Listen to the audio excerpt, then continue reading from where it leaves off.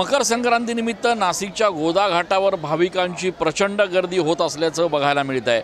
आज देशभरात मकर संक्रांतीचा सण साजरा होतोय।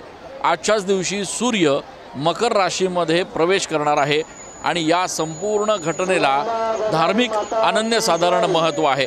याच पार्श्वभूमीवर तीर्थक्षेत्र असलेल्या नाशिकच्या रामकुंड परिसरात देशभराच्या कानाकोपऱ्यातून आलेले भाविक जे आहेत ते या ठिकाणी गोदास्नान करता आहेत, परिसरातील मंदिरांमध्ये देवदर्शन करता आहेत आणि त्याचप्रमाणे इथल्या पुरोहितांच्या माध्यमातून धार्मिक विधीचं देखील आयोजन केलं गेलं आहे।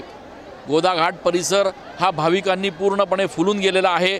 आज संध्याकाळपर्यंत म्हणजेच सूर्यास्तापर्यंत गोदा घाट परिसरातील या तीर्थक्षेत्र मानलेल्या गोदावरीत स्नानाचं हिंदू धर्मशास्त्रामध्ये अनन्यसाधारण महत्त्व आहे आणि हा योग साधण्यासाठी पुण्याचा संचय करण्यासाठी भाविक जे आहेत ते या ठिकाणी गोदावरीवर स्नान करत असल्याचं बघायला मिळतं आहे। हजारोच्या संख्येनं नाशिकमध्ये भाविक जे आहेत ते दाखल झालेले आहेत आणि एकूणच या गर्दीच्या नियंत्रणासाठी संपूर्ण परिसरात पोलिसांचा देखील बंदोबस्त तैनात करण्यात आलेला आहे।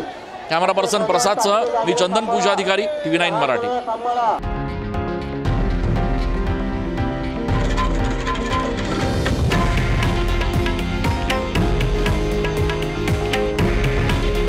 हे आहे देशातील नंबर 1 न्यूज नेटवर्क आणि आपण पाहत आहात TV9 मराठी। काळजी तुमची, हित महाराष्ट्राचं।